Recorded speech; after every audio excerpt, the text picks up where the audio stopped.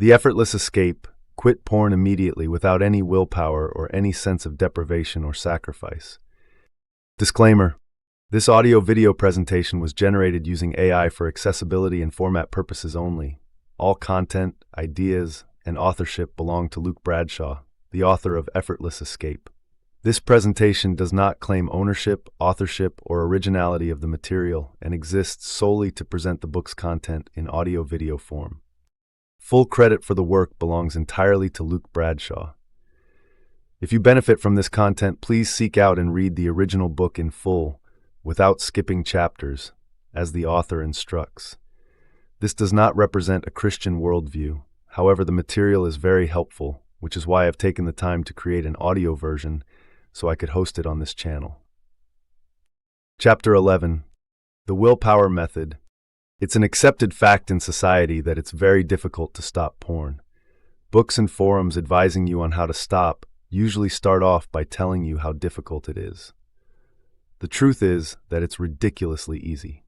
It's understandable to question that statement, but first just consider it. If your aim is running a mile in 4 minutes, that's difficult, and you'll have to undergo years of hard training, and even then possibly being physically incapable. However, all you have to do to stop porn is to not watch it and/or masturbate anymore. Nobody forces you to masturbate, apart from yourself, and unlike food or water, it isn't needed for survival. So if you want to stop doing it, why should it be difficult? In fact, it isn't. It's users who make it difficult for themselves through use of willpower or any method that forces the user to feel like they're making some sort of sacrifice. Let's consider these methods. We don't decide to become users. We merely experiment with porn magazines or websites, and because they're awful, that's right, awful, apart from our desired clip, we're convinced that we can stop whenever we want to. At first, we watch those first few clips when we want to, and on special occasions.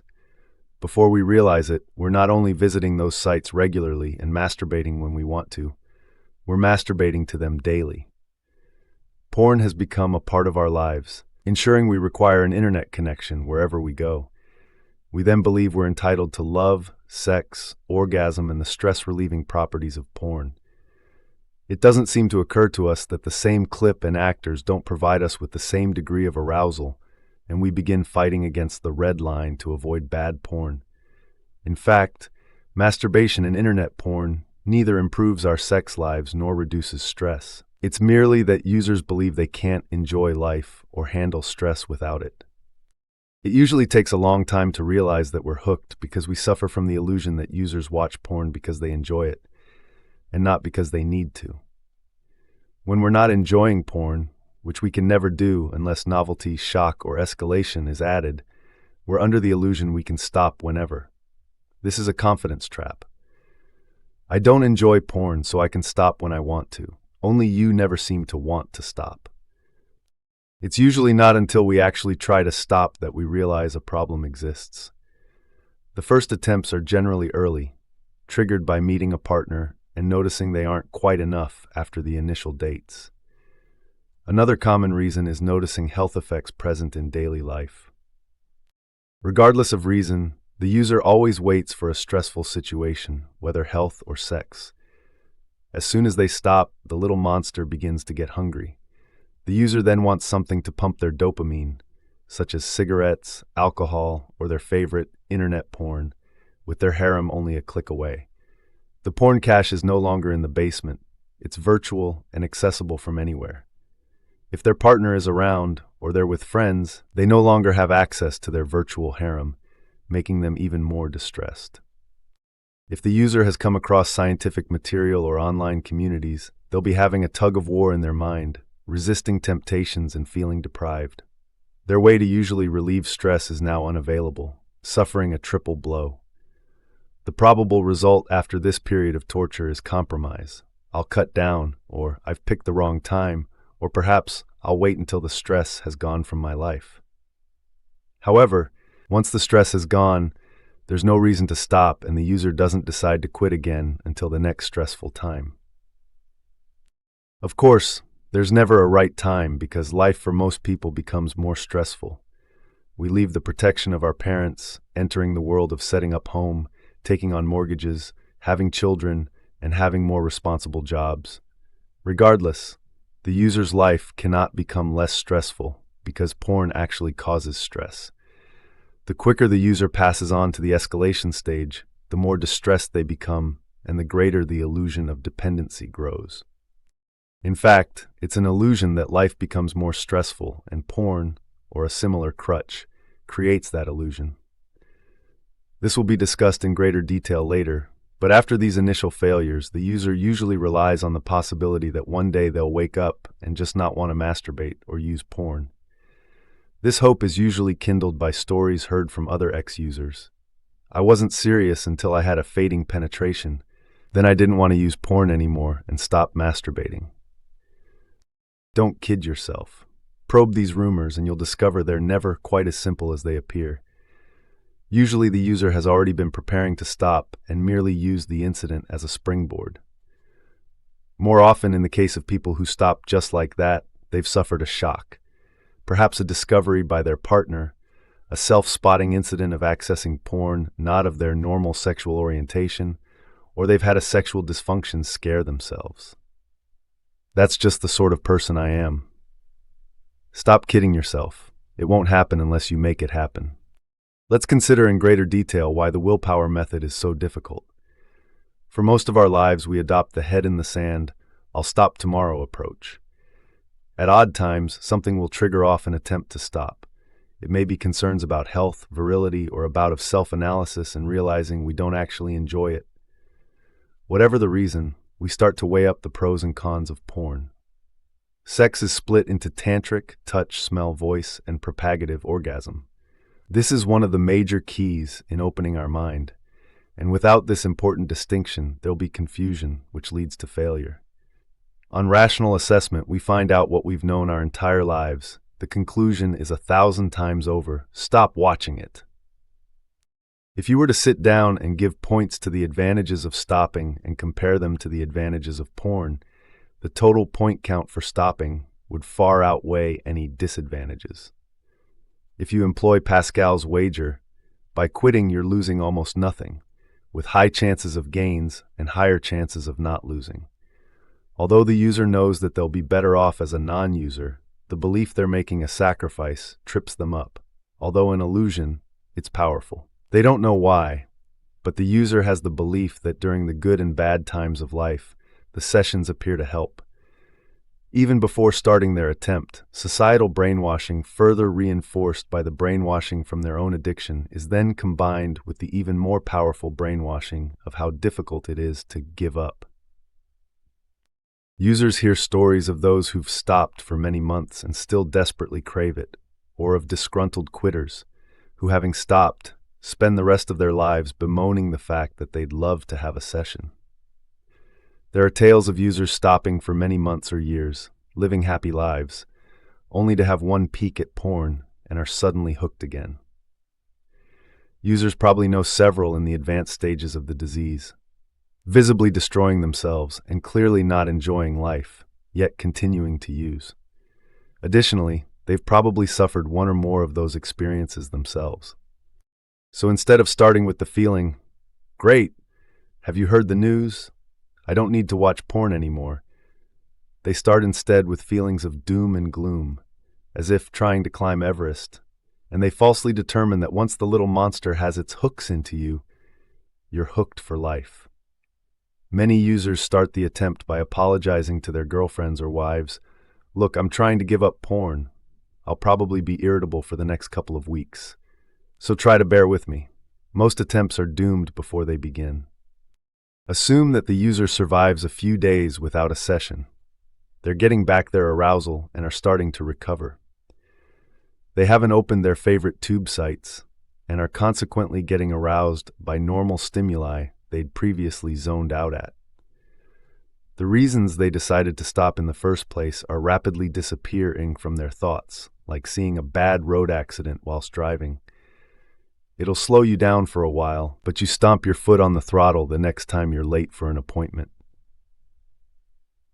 On the other side of the war is the little monster who still hasn't had its fix. There's no physical pain. If you had the same feeling because of a cold, You wouldn't stop working or get depressed. You'd laugh it off. All the user knows is they want to visit their harem. The little monster knows this and starts up the big brainwashing monster, causing the same person who was a few hours or days earlier listing all of the reasons to stop, to now desperately search for any excuse to start again. They begin saying things like, "Life is too short, a bomb could go off. I could step under a bus tomorrow. I've left it too late." They tell you everything gives you an addiction nowadays. "I've picked the wrong time. I should have waited until after Christmas, after my holidays tests, after this stressful event in my life. I can't concentrate, I'm getting irritable and bad-tempered, I can't even do my job properly. My family and friends won't love me. Let's face it, for everybody's sake, I have to start again. I'm a confirmed sex addict, and there's no way I'll ever be happy again without an orgasm. Nobody can survive without sex." Brainwashed by well-meaning people who don't consider the distinction between the tantric and propagative parts of sex. I knew this would happen. My brain is sensitized by delta phos B due to changes affected by dopamine surges because of my past excessive porn use. Sensitization can never be removed from the brain. At this stage, the user usually gives in. Firing up the browser, the schizophrenia increases. On one hand, there's the tremendous relief of ending the craving as the little monster finally gets its fix. On the other hand, the orgasm is awful, and the user cannot understand why they're doing it. This is why the user thinks they lack willpower. It's not in fact lack of willpower. All they've done is to change their mind and make a perfectly rational decision in light of the latest information. What's the point of being healthy or rich if you're miserable? Absolutely none. Far better to have a shorter, enjoyable life than a lengthy, miserable one. Fortunately, this is untrue for the non-user, as life is infinitely more enjoyable. The misery the user is suffering isn't due to withdrawal pangs, though it's initially triggered by them. The actual agony is the tug-of-war in the mind caused by doubt and uncertainty. Because the user starts by feeling they're making a sacrifice, they then begin to feel deprived, which is a form of stress. One of these stressful times is when the brain tells them to have a peak, wanting to backtrack as soon as they stop. But because they've stopped, they can't, and this makes them even more depressed and sets the trigger off again. Another factor making quitting so difficult is waiting for something to happen. If your objective is passing a driving test, as soon as you've passed the test, it's certain whether you've achieved your objective. Under the willpower method, the internal narrative is, if I can go long enough without internet porn, the urge to watch it will eventually go. You can see this in practice in online forums where addicts talk about their streaks or days of abstinence. As said above, the agony the user undergoes is mental and caused by uncertainty. Although there's no physical pain, it still has powerful effects.